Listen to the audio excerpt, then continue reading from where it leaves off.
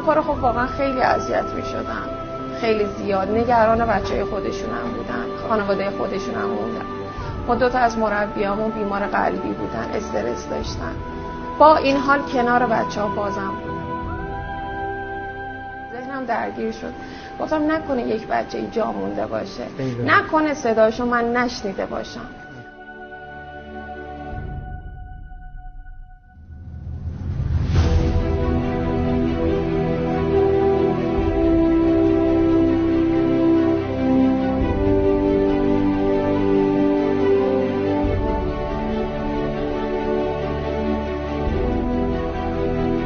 جنایتی دارم میکنم، این صحنه رو باید ببینن. جنایته